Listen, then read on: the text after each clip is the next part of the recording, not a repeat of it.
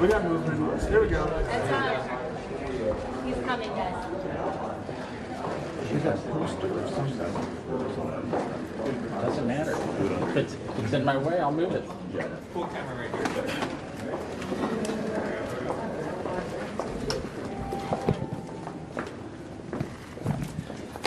All right. Well, I think everyone knows by now Bill Clinton did not show up.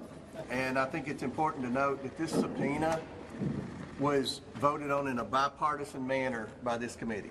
This wasn't something that I just issued as chairman of the committee. This was voted on by the entire committee in a unanimous vote of the House Oversight Committee to subpoena former President Clinton and former Secretary of State Hillary Clinton. Now, Hillary Clinton's supposed to show up tomorrow. We'll see what happens there. But with respect to the former president, he did not show up today. One reason I think most Americans want President Clinton to answer some questions is because he visited the White House. Jeffrey Epstein visited the White House 17 times while Bill Clinton was president. I've been in Congress 9 years. I think I've been to the White House 9 times in 9 years. Epstein was in the White House double the amount of time that I was under one president. And then we know that Bill Clinton flew on Epstein's plane somewhere around 27 times after the presidency. So no one's accusing Bill Clinton of any wrongdoing. We just have questions, and that's why the Democrats voted along with Republicans to subpoena Bill Clinton. Today we're going to break down a significant Senate hearing that took place earlier this month, one that doesn't get talked about everywhere, but that actually has deep implications for the rule of law in this country and how our courts interact with the other branches of government. The hearing was convened by Republican senators who are pushing the idea of impeaching what they call rogue federal judges, judges who, in their view, have overstepped the proper bounds of judicial authority. Before we dive in, if you care about unpacking headlines with nuance, perspective, and historical context, please like this video and subscribe to 45th Perspective. If you want to go even deeper and support in-depth analysis like this, consider joining us on Patreon at patreon.com/45th Perspective, where for as low as $5 a month you can help keep independent commentary like this going. Let's start with the basic setup of the hearing. On January 7th, Republicans on the Senate floor held a hearing focused on the concept of judicial accountability. The central argument, pushed hardest by Senator Ted Cruz of Texas, was that some federal judges have issued decisions that Republicans believe are not just wrong or unpopular, but that actually undermine fundamental constitutional principles. The targets included judges who ruled against aspects of former President Donald Trump's agenda, specifically, rulings that blocked executive actions like his attempted use of wartime powers to deport Venezuelans and other policies that the speaker at the hearing viewed as judicial activism. Now, hearing the words impeachment of judges can sound dramatic, and for good reason. In the United States, federal judges, including district court judges, are appointed for life under Article 3 of the Constitution specifically to insulate them from political pressure. They can only be removed through impeachment by the House and conviction in the Senate, and historically that's been extremely rare. This structural independence is meant to protect the rule of law, so judges can make decisions based on their reading of statutes and the Constitution, not on what will keep them in political favor. That's a core principle of our system of checks and balances. And that's where the controversy starts. Republicans at this hearing argued that some judges have abused their power, that they haven't simply interpreted the law, but effectively legislated from the bench. They cited examples like injunctions against executive authority, decisions they disagree with on policy grounds in immigration and criminal law, and rulings they see as expanding judicial power at the expense of elected branches. Senator Cruz and others framed their case around a broader theme, that the judiciary has become, in some instances, a political actor, rather than a neutral arbiter. They argued that when judges repeatedly strike down policies enacted by elected officials or executive decisions, the judiciary is de facto deciding policy, not interpreting law. And for them, that's a threat to democratic accountability. Now, let's pause and be clear about something. There's a difference between disagreeing with a legal ruling and saying a judge is corrupt or should be impeached. Federal judges will inevitably make decisions that one party or the other doesn't like. After all, they are interpreting statutes, and interpretation can be a matter of legal philosophy. Conservatives, for example, tend to favor textualism or originalism, reading the Constitution based on original meaning, while liberals may emphasize broader readings of rights or evolving standards. These are legitimate differences within the legal community. Democrats pushed back strongly during and after this hearing, not only on the substance of the alleged abuses but on the courage and prudence of the impeachment idea itself. Critics argued that what Republicans are really objecting to is unfavorable rulings, not actual misconduct. And in America, disagreement with a ruling is not in itself misconduct that justifies removal. Legal scholars from both sides have raised alarm that threatening impeachment when the outcome of a case is unpopular puts undue pressure on judicial independence. After all, if judges fear removal whenever their decisions anger legislators, the judiciary ceases to be a check on the other branches and instead becomes just another political institution. Some Democrats pointed to statements from Chief Justice John Roberts, who has historically underscored that impeachment is not meant to address disagreements over legal outcomes but serious wrongdoing, high crimes and misdemeanors, as the Constitution puts it. There were also concerns voiced by legal experts that this approach could open the door to even more politicized court challenges. If the threshold for impeachment becomes simply issuing rulings that frustrate a political agenda, future majorities could weaponize the impeachment mechanism against judges whose decisions they don't like, fundamentally changing the culture and independence of the judiciary. Putting aside the rhetoric for a moment, what actually came out of that hearing? The most notable outcome was not a vote on impeachment, not even close. Rather, it was the public airing of the arguments, the laying out of what Republicans see as a pattern, and the escalation of a long-running debate over the role of federal courts in our system. Here's where context matters. For years now, really for decades, there has been growing frustration among conservatives with what they perceive as judicial overreach. From rulings on abortion, environmental regulations, immigration, executive actions, and beyond, there have been contentious decisions that split along ideological lines. That frustration has fueled calls for reforms such as court packing, restructuring the federal judiciary, or limiting certain courts' jurisdictions.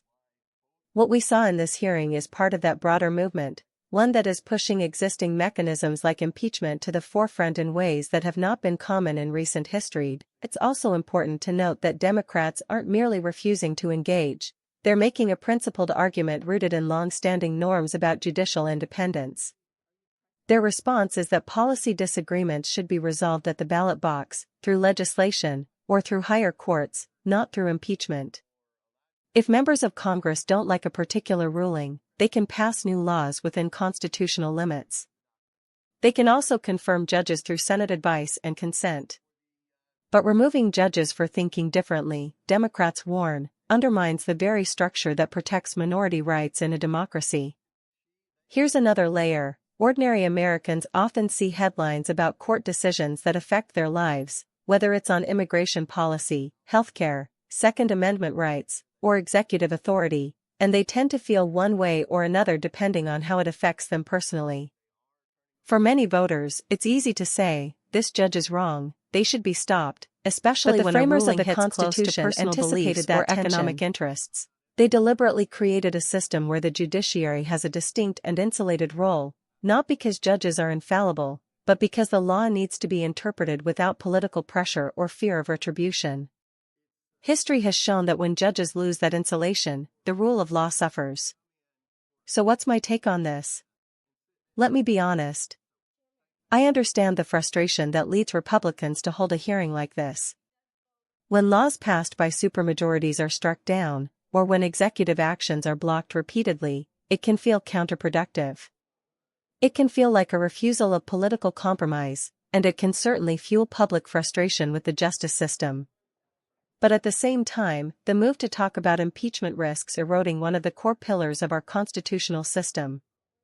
I find that a balanced perspective must acknowledge that yes, judicial accountability does matter, judges should not be above the law, and there should be mechanisms to address genuine misconduct. That's what impeachment is for: bribery, corruption, criminal behavior, egregious ethical violations. But what was being discussed at this hearing, removing judges because of rulings that a political faction disagrees with, is a fundamentally different standard. Some might argue that if judges consistently rule in ways that a majority of the electorate doesn't like, then the confirmation process should reflect that, replace them at the next opportunity. But resorting to impeachment based on decisions sets a dangerous precedent. It invites retaliation, it invites political escalation, and it could deeply politicize the judiciary in a way that harms the very people both parties claim to serve. One of the broader implications for ordinary Americans is that this isn't just about Washington legal theory. It's about trust in institutions. When people start to believe that judges are political actors and that courts are just extensions of partisan battles, we lose an impartial forum where disputes can be resolved peacefully. That's not healthy for a democracy. At the same time, there's a legitimate conversation to be had about how judges are selected, how they're evaluated, and whether there are meaningful standards that should apply to their behavior. But that conversation should focus on improving the system without undermining the core principle of judicial independence. I also want to emphasize another point: these debates don't happen in isolation. They're taking place against the backdrop of other contentious inquiries in Congress, including investigations where subpoenas are being issued to former officials, debates over transparency in federal files, and discussions about executive authority versus legislative oversight. These are all pieces of a larger picture of institutional tension in American governance. So as we reflect on this hearing and what it means for the future, it's worth asking some questions. What kind of judiciary do we want? Do we want judges free from political pressure so that they can protect constitutional rights, even unpopular ones? Or do we want judges who are directly accountable to popular majorities, which is appealing in some ways but potentially dangerous in others? And how do we balance those competing values? Those are not easy questions, and reasonable people can disagree. But what we shouldn't do is treat every unfavorable decision as a justification for punitive action. What we can do is push for clarity in judicial reasoning, transparency in how rulings are made, and robust debate about the role of courts in our constitutional system. At the end of the day, the Senate hearing on impeaching rogue judges didn't lead to immediate action. No judges were impeached as a result of that session. What it did do, however, was escalate a conversation that many Americans will continue to hear about in months and years to come. It highlighted the deep divisions not just between Republicans and Democrats, but within the larger question of how our republic functions. For viewers watching at home, here's what I think matters most: don't reduce this to partisan talking points. Don't let political spin obscure the underlying constitutional stakes. Think about what judicial independence means, why it was designed this way, and what the consequences might be if the bar for impeachment becomes disagreement over rulings rather than misconduct. I'd love to know what you think, seriously. In the comments below, share your thoughts respectfully. Do you think judges should be impeachable for rulings politicians disagree with? Or do you think that undermines judicial independence? What reforms, if any, would you propose to make the judicial system more accountable without jeopardizing its role as a check and balance? Let's keep this conversation grounded in facts, context, and mutual respect. After all, understanding these institutional debates matters for all of us, not just people inside Washington. Thanks for watching. If you found this analysis helpful, don't forget to like, subscribe, and consider supporting us on Patreon at patreon.com/45thperspective. Your support makes deep dives like this possible. We'll see you next time. Not a single Democrat showed up today. Not a single Democrat. The ones that have press conferences on the Capitol steps and talk about how they're trying to get justice for the victims and all that. It just seems like they only care about questioning Republicans. And we've had a former Trump cabinet secretary, Acosta, in for a grilling. We had Bill Barr, former attorney general, in for a grilling. But for whatever reason, President Clinton didn't show up, and the Democrats on the committee don't seem to have a problem. This is the amount of preparation that went into this deposition today. These were the questions that we were prepared to ask. We've communicated with President Clinton's legal team for months now, giving them opportunity after opportunity to come in, to give us a date, and they continue to delay to the point where we had no idea whether they're going to show up today or not. I think it's very disappointing.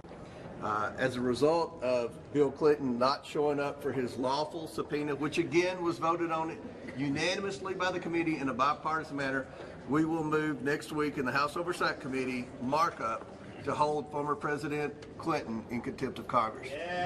So with that, be happy to answer any questions real quick. Mr. Chairman, Anybody? Mr. Chairman, will you roll out bringing Donald Trump in for an interview Well, in this investigation? President Trump has answered thousands of questions about Jeffrey Epstein. In fact, I would say today, well, you all ask him questions every day. He answers questions every day about Epstein. Will you rule out? Well, you can't bring in a current president of the United States, and you all know that.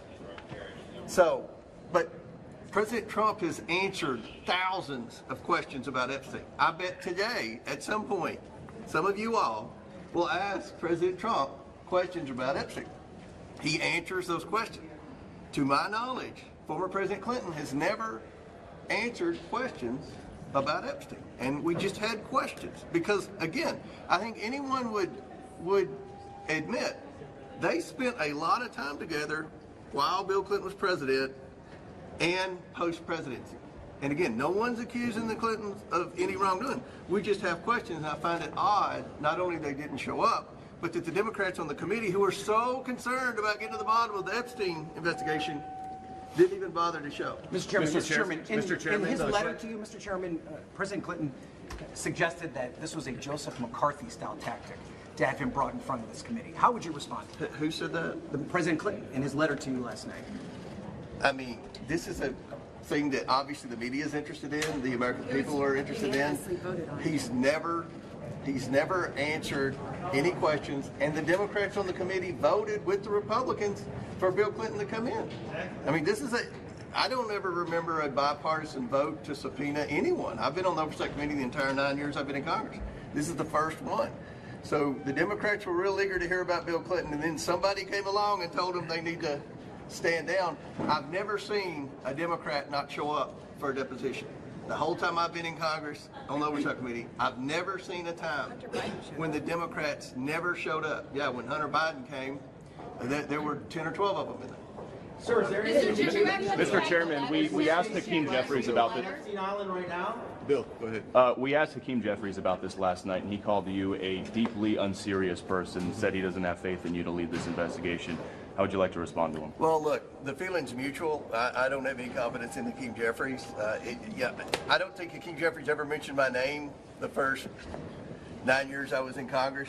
In the last 2 months, he's mentioned my name and made slurs at least 5 times. I think that Trump derangement syndrome is morphing into Comer derangement syndrome for Hakeem Jeffries.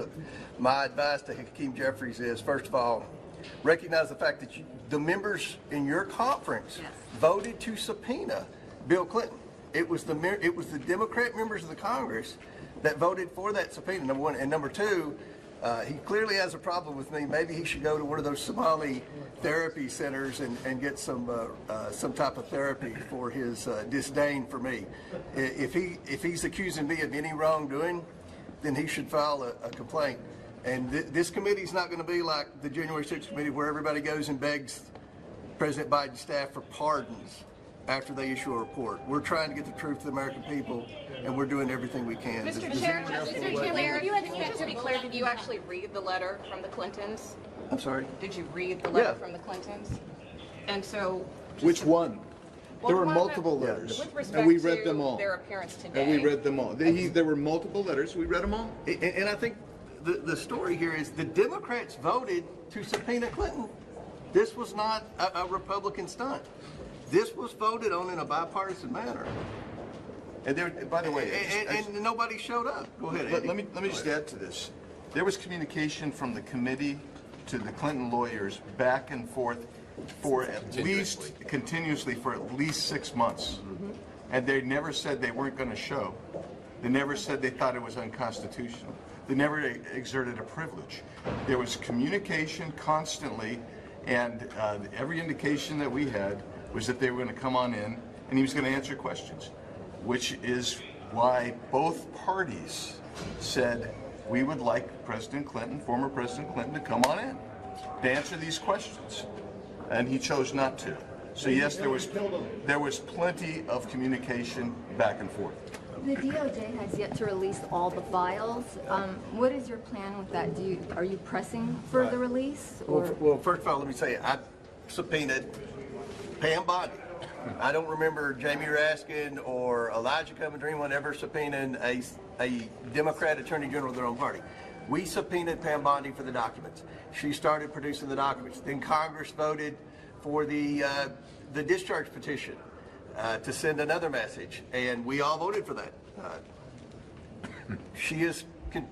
They are sending documents. They sent a big batch. The Democrats were unhappy. They said there weren't enough redactions, so now the DOJ is going through trying to make sure they redact everything. So from my standpoint, the Department of Justice is cooperating. They are turning over documents. We would all like for them to turn documents over quicker. But at the end of the day, they are complying. President Trump is answering your questions about Epstein. He's answered them over and over and over again. Who we haven't heard from is Bill Clinton, and I stated why. The amount of time that Epstein spent with Clinton while he was president and post-presidency. So I don't think it's out of line for former President Clinton to come in for a bipartisan subpoena and sit down and answer questions. So thank you all. Chairman, if the oversight committee does vote, Mr. Chairman, can you now call on the Speaker of the House to order the Sergeant at Arms to compel testimony?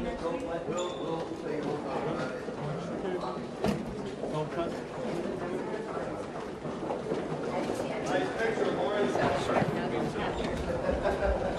Oh no.